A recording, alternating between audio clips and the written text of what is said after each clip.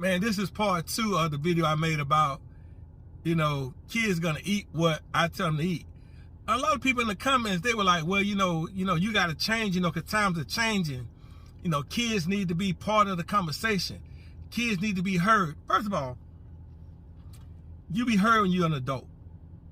If you stay up under my roof, I'm just saying my roof, it's the way I'm gonna do it. So if you 52 years old and you my kid and you in my house, it's my rules.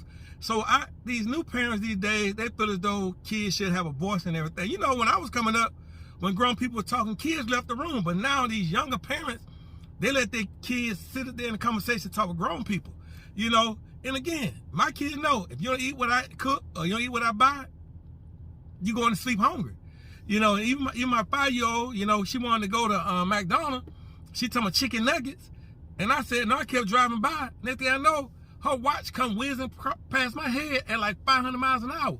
She threw that watch so fast she could be a picture for the Atlanta Braves, and I had to go back there. Yep, I pulled her to the side of the road, and we had a nice little conversation. Yep.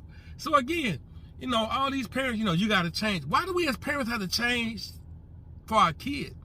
Aren't we the one that's paying the bills? Are we the one that's making sure they got a good life? So why am I conforming to my kids versus my kids conforming to me? And that's the problem right there. Parents these days want to be their kids' friend. Am I right or wrong?